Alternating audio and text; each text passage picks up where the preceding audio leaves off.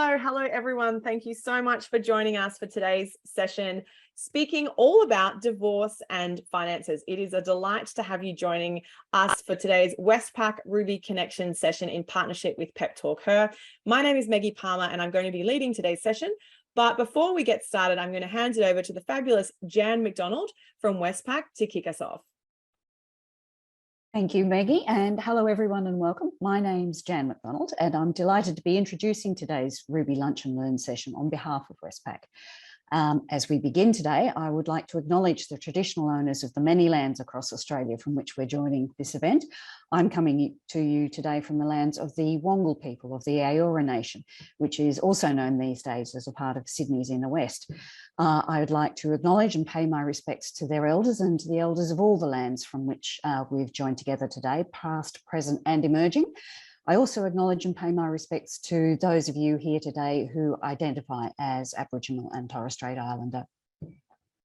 So thank you everyone on the call for joining us today. If you're a first timer, we welcome you to this amazing community. To our regular attendees, thank you once again so much for your continued presence and support. And to our speakers, your time, your perspectives, what you bring on this very important topic around relationships and money are incredibly valued, really, really important. So a huge thank you for joining us to share them. I'm sure there will be a great deal that we can all take away from today's session and share amongst our networks that's going to inspire, educate, and really help build and boost our financial confidence. So with that, back to our host, Meggie, to get started. Thank you, Jan. Really appreciate that. And a big welcome to everyone who's joining us for today's conversation all about love and money and tips on how to avoid and manage financial conflict should you find yourself in that situation. Really juicy topic today. And thank you for everyone for taking the time out of your day to join us. If you have questions, please pop them in the chat and we will endeavor to answer as many of those as we can. I do want to acknowledge that any advice today on today's session is general in nature and doesn't necessarily speak to your specific financial situation. So please bear that in mind. And if necessary, make sure that you reach out to get the help of a professional as well. But without further ado, let's jump into today's conversation. We've got a brilliant lineup for you. For those of you who I haven't met, my name is Meggie Palmer, and I'm the founder of a company called PepTalkHer. We're on a mission to close the gender pay gap and help you get paid more and promoted faster. And today I am joined by the brilliant Anne-Marie and Cade, who are going to, with me, unpack this conversation about love and money and divorce should you find yourself in a separation situation in your life. So super quickly, Cade, welcome to you. You are a divorce coach with a background in law and finance. Do you want to quickly introduce yourself before we jump into the conversation? Thanks, Maggie. Yeah, I have been through divorce myself. I used to work as a lawyer. I no longer practice, but having struggled enormously through my own divorce, I realised that there was a gap in the market for extra support for ladies in particular. We're often starting from behind, and I was really keen to level the playing field. Awesome. We're really excited to have you here. Thank you for sharing that and looking forward to learning from your insights today. And Anne-Marie, a big welcome to you, also a divorce coach and also with a background in law. Yes, so I'm a lawyer and thank you for having me. So I'm a lawyer and a mediator and also a divorce coach. So I went through my own divorce and I found that my legal training really didn't help me manage the process, you know, all of the emotions and all of that. So I went searching for more help and then I discovered divorce coaching. And so that's one of the services that I offer. So I actually work to help people reach a peaceful, amicable separation so that they can really co-parent well and keep the conflict to a minimum. Oh, well, I'm really looking forward to this conversation because like maybe many of you on the call today, I knew the statistic that almost half of marriages end in divorce, but I didn't know until I was researching for today, I didn't know that divorce coaching was a thing. I didn't know that you could do that. So I'm really, really genuinely interested to learn more today. And please let us know in the chat if you've got any questions for our panelists that you would like addressed today. But let's jump into the conversation. You know, Cade, you have your own lived experience of going through a divorce. What was it about that experience that you now help others to avoid through your practice? I was very green and naive when I went through my divorce. My parents are still together. From a money conversation perspective, everything went in the pot, everything was equally balanced. And that was a real shock to me when I went through the breakup and then ultimately the divorce, to see how quickly things can be whipped back in that court process. I ended up going through the court for 3.5 years, had crippling anxiety, stress, depression, and sorry, there's something's just come up. It was a very, very challenging time. And I, through that process, realized that we needed to have a stronger conversation with ladies about, number one, how they can prepare better than obviously I did. I had a legal background, but I was so unprepared. I gave all of my power away to my lawyers. I assumed that they would catch me. But there's a lot that I could have done to better prepare myself. That's really interesting. What can we do to best prepare ourselves? We don't want necessarily to find ourselves in that situation, but Anne-Marie, if we sense that we're heading towards separation or divorce, or we're definitely there, what sort of things can we do to prepare so that that traumatic process is, I guess, as bearable as possible? As a lawyer, I can tell you, probably not go see a lawyer straight away and decide to file an application and take your partner to court, because now there are so many other options available. It's really important to, get good advice and get a plan in place before you actually decide to go down the path of, dividing assets and all of that. So I think educate yourself on the process, and see coaches, see a therapist, and try and get a hold of your emotions, because that is something that really plays a big part. People are just so caught up in the emotional trauma, as it were, of the divorce, that makes them make bad decisions, right? So get a plan in place. It's, divorce, I say, is a marathon. It's not a sprint. It's going to take you a long time. So take your time. Think about what you're doing, try and do what you can to see whether there is any way you can actually repair the relationship. And if you can't, then, start making plans to deal with it in a very considered way. So let's take a step back. If we're not quite there, but we might be, moving towards that, what can we do to actually prevent ourselves getting to, a conflict-based divorce situation in the first place? Let's talking about finances. Some people find this quite awkward. Cade, you're very passionate about encouraging people to talk about money very, very early on. Why is that? Look, women often give their power away from a financial perspective in a relationship, a marriage, de facto relationship, particularly when we have children. The mother load is so big, especially when we've got our first child, and we'll often take a career break, and we lose our income or the capacity of our income in that time.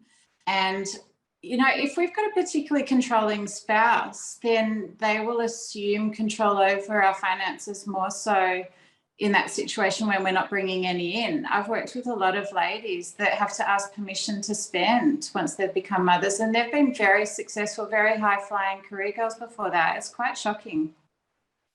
That's really interesting, that power dynamic that can come into play. And I know that's something that Ruby Connection are really passionate about as well. So there's a lot of resources on their website that you can check out that we'll send you some links to afterwards as well. Anne-Marie, just building on what Kate said, that power imbalance that comes into play, what are some of the other red flags maybe that you see? And what are some of the common mistakes that you see and hear your clients talking about? Yeah, so I think, or from what I see from the work I do, is that conversations around money are almost taboo, right? You don't want to talk about it, but that lack of communication, that mistrust and insecurity about money is what is one of the leading causes of separation, right? So I think not broaching the subject is not a good idea. And I would suggest start the conversation early. When you get into a relationship, it's really important to understand what each person's ethos is around money. And, leaving, what I find is a lot of people leave one partner to, manage the finances. That's not a good approach. Get involved, communicate, talk, listen, ask questions, and, don't presume, don't make assumptions that something is being done. And, when you're approaching communication as well, it's important about the way you talk about it, right? Don't criticize the other person, but rather try and get an understanding of what their relationship with money is. Because, we actually take a lot from our parents, and our relationship with money is derived from our, upbringing. So try and understand, validate what the other person has to say, and then, brainstorm strategies to problem solve that, so that the two of you can actually, come up with strategies that will help you manage your money and finances better. Yeah, that's so interesting. We would love to hear from you in the chat if you have successfully navigated a conversation with money or a challenging issue with money in your relationship. If you've managed to do that well, let us know in the chat. If you've got issues navigating that right now, please let us know in the chat as well. You can send it to me anonymously too. We would love to learn from you during this conversation today as well. This is a question for the two of you. If you've got someone who's a big spender, someone who loves to save, someone who wants a big mortgage, someone who's freaked out by debt, how do you sort of marry the two, excuse the pun? How do you, as a couple, figure that out? Like, it's, what if it's sort of you're on different planets when it comes to money? Can you find a way to sort of put those two jigsaw pieces of the puzzle together, I suppose? It's very difficult. As Anne-Marie said, it comes through typically what we've grown up with. And to marry that together, it often involves some couples counselling, some work with a financial planner and accountant to set joint goals. You've got to be very careful that, the spender isn't then spending secretly, and that the saver isn't controlling the spender's money, which shifts the power dynamic in the relationship. It's so important to have these conversations early because they can be insurmountable. Yeah, that's it. That's great advice. And Anne-Marie, just building on that, we've actually had a question come through, which I'd love your thoughts on.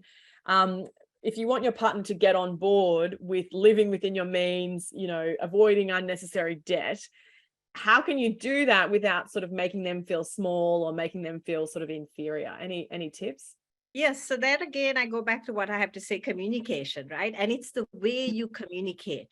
If you're talking to your partner and you start off blaming them, you do this and you do that, that's not a good approach. You sort of have to, use I instead of you. Those are little tips, right? Make it about the fact that, this, you're really concerned about this for the sake of the relationship, and get professional help. Like Cade said, now you can get help. There are relationship mediators. So, meet with someone like that, and, they will teach you the strategies of how to actually have those constructive conversations. And, it's not something we learn in school. I didn't even learn in law school how to manage conflict, right? So, but there is help now that is available.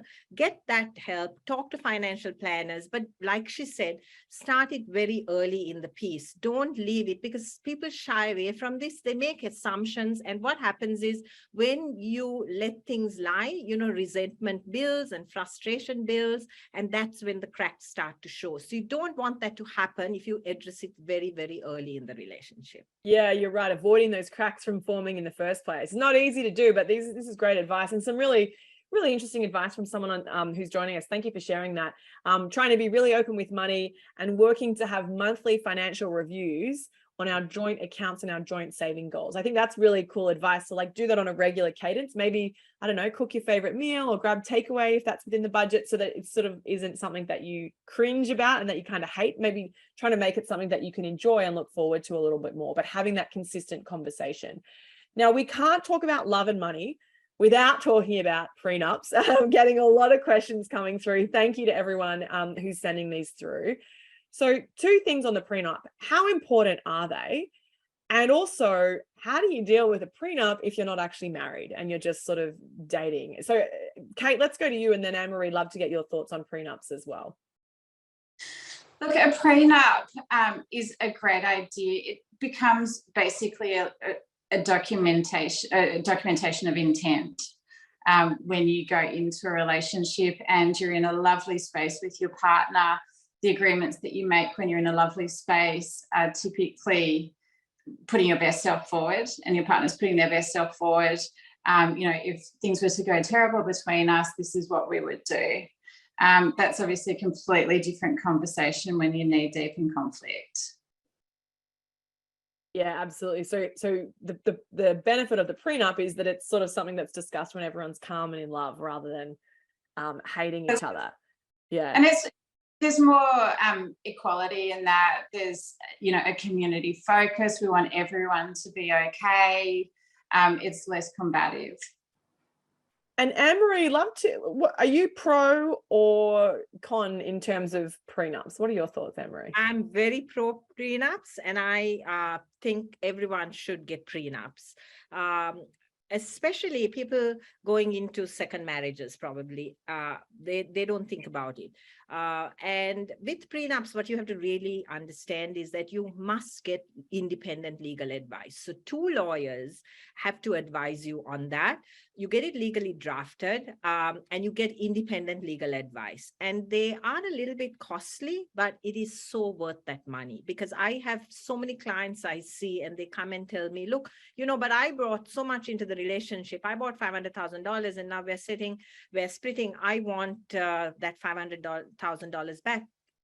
You may not get it back, because you've lived together and you've decided to live your life together, and it becomes part of the joint assets. So I think it's very, very important to have a conversation. This again goes back to communication. I know that when we are in love and everything seems good, we want to spend a lot of money on the wedding, but we don't think that things can go sour. But I think people now, young people especially, are more savvy. They are more aware of this.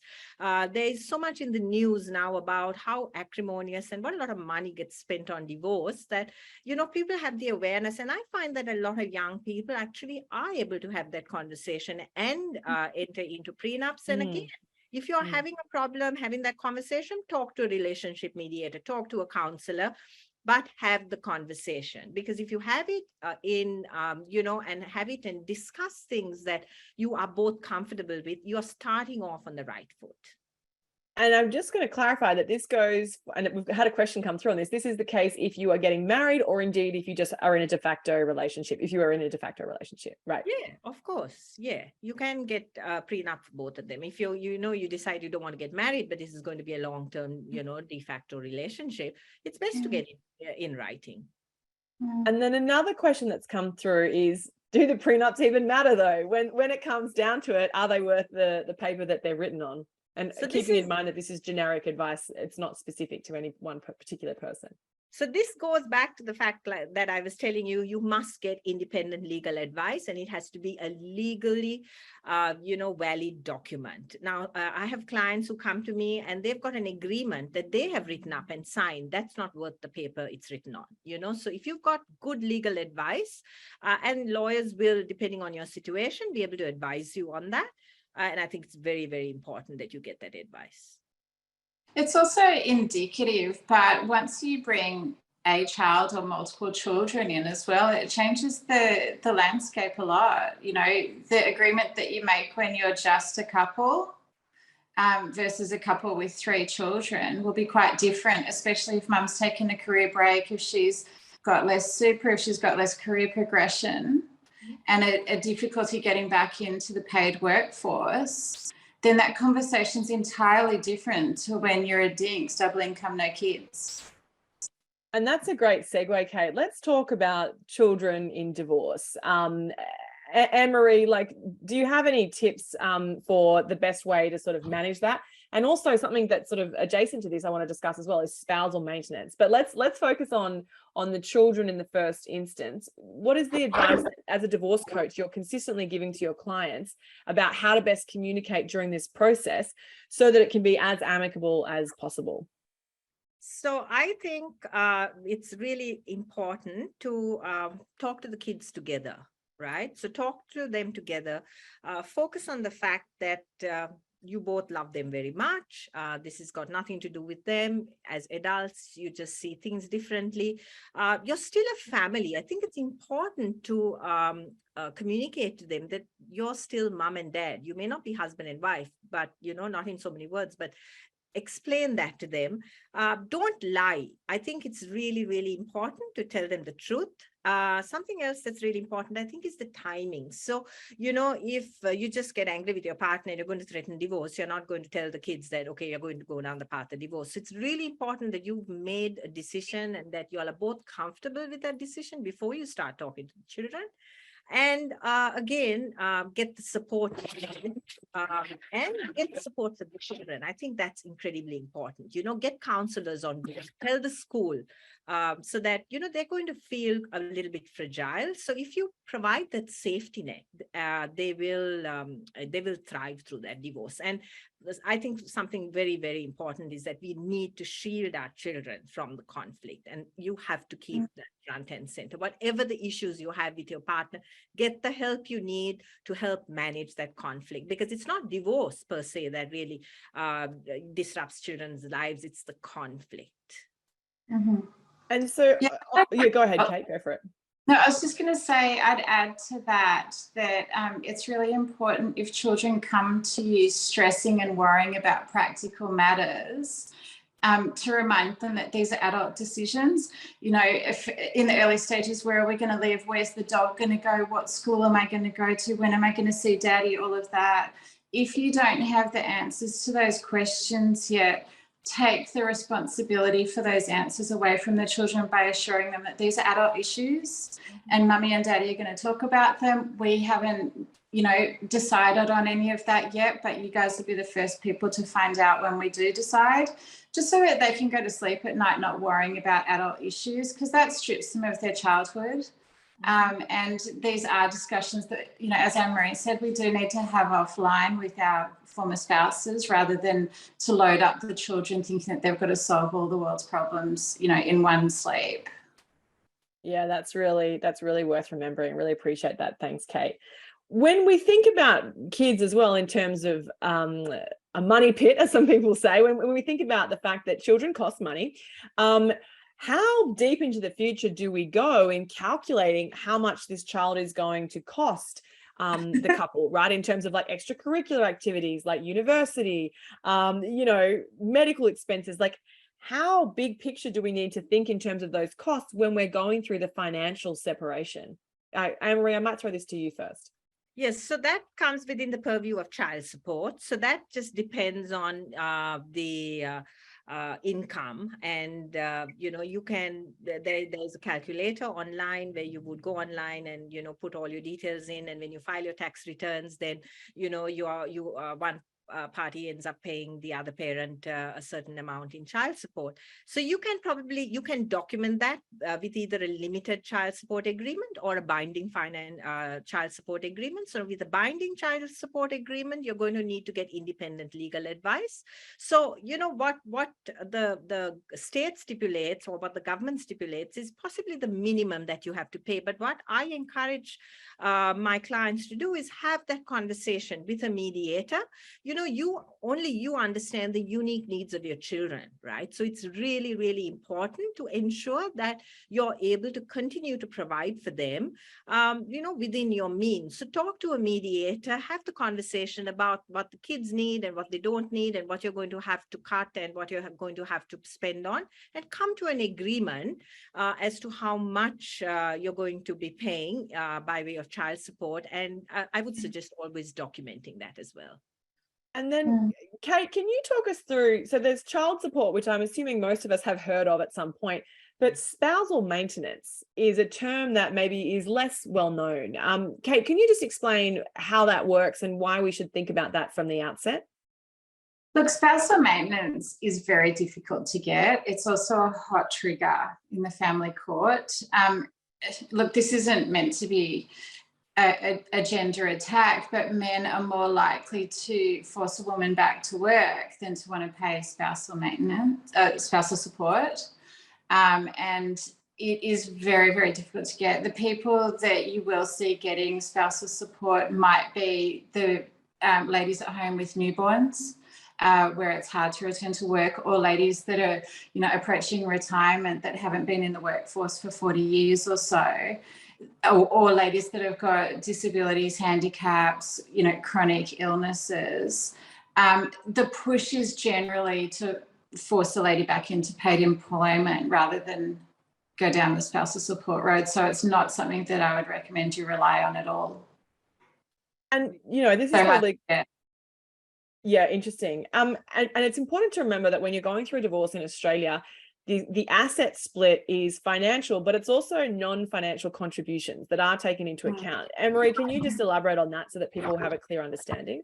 Yes, and with the spousal support, what I'd like to say is actually, according to the Family Law Act, the person, who is financially better off is meant to assist the person who's, considered to be less financially well off. But as Cade said, of course, it's left to the discretion of the court, but it's always worth pursuing it and trying to figure out, whether you will get some sort of spousal maintenance. So now with financial and non-financial, that's interesting because with financial, we're talking about, money deposits towards a home, so valuation contributions, savings, all of that. But with non-financial, it's the duties of a homemaker, or if one of, so raising the children, the cooking, the cleaning, if someone has assisted towards, renovating the house, improvements. So that's given the same weightage as financial contributions.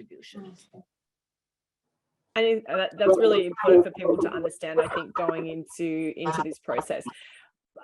I have friends who've been through a divorce, and it's very stressful. And as you pointed out earlier, Kate and Anne-Marie, a lot of conflict, right? A lot of emotions running high. What is the one piece of advice that you would have for people before they go through a divorce process? What's the one thing that you would say to people that you would suggest that they do so that that stress can be as mitigated as much as possible? Hopefully, I don't imagine there's too many happy divorces, but how can we move people as close as we can to a happier divorce process? I would think the most important thing is to educate yourself on the process. There's a lot of misinformation out there, and people just, go for the kill, as it were, right? And that is not the best approach. There are a lot of service providers now out there who can really help you manage your emotions. Get in touch with the divorce coach, get in touch with the therapist if you're really struggling. Build a team, a multidisciplinary team. It's not just a lawyer, try mediation, get a lawyer on board, but be very careful about the lawyer you choose. You don't want that shark lawyer, but that is really not a good way to start off on this process. Great advice. Kate, from your perspective. Look, I like to take a holistic approach to separation and divorce. I like to focus on self-care, on working with our therapist on our mindset, on our emotional state. We can't change what someone else is going to do, but we can change our response to that. And our response is going to be less triggered if we're looking after ourselves, if we're getting good sleep, if we're eating well, if we're getting some exercise, if we're talking to a therapist, and really, focusing on other areas of our life, working on building back our career, building back our financial independence, getting back involved with our friends, and not becoming hyper-focused on the legals and the financials. I tell the ladies that I work with, that's about 20% of the divorce process. It's the 80% that's forgotten. Particularly if you just go to the lawyers and the accountants to carry you through the divorce. The 80% is how you rebuild and bounce back faster. Wow, that's incredible. So that's just 20, it's the legals and the financials are only 20% of the process. That's extraordinary. I didn't realize that. It's so insightful. I really appreciate you sharing that with us. You both, just before we wrap up today, if you've got any final questions, send them through. But Cade and Anne-Marie, at the start of the session, you both mentioned that you've both been through a divorce yourself. If you could turn back time and give your younger self, before you went through that divorce, one piece of advice, what would that one piece of advice be, Anne-Marie? Learn to manage the conflict in your relationship. Learn to communicate in a way that, the other person really understands where you're coming from. I think the biggest mistake is we make assumptions and we don't communicate clearly. Communication. And how about you, Kate? I was very naive and very trusting. I would personally say that I would have preferred to get things more documented.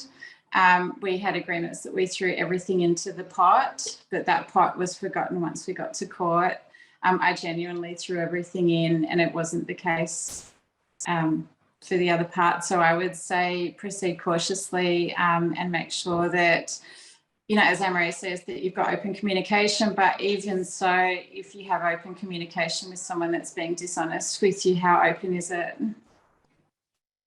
Proceed cautiously, great advice, and communicate as openly as possible. Anne-Marie and Kate, thank you so much. And, you know, given the news events of today with the passing of the Queen, I'm reminded of the very long-lasting marriage that she had. And it's interesting to reflect on such a long marriage versus the statistics that we know that we discussed today, that almost half of marriages, modern marriages, will end in divorce. So to be prepared ahead of time, it's really helpful to have learnt all of the minutiae from you both, and to understand that it's not just a financial consequence, that you really do need to build that team around you so that you feel supported going through this process.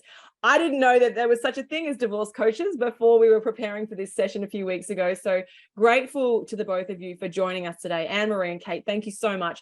We will be circulating a recording of today's session and further links, as well as further resources that can be found on Westpac's Ruby Connection website. Please send this to friends and family who might need it. I know that there's a few people I've got front of mind who are going through this very sad, stressful process right now, who I'm going to be sending this link to. So I hope that it can support others in your life as well. We trust that you'll all have a happy and safe weekend, and we look forward to seeing you at next month's session with Westpac's Ruby Connection. Thank you so much for joining us, and have a safe weekend. Thanks, y'all. Thanks.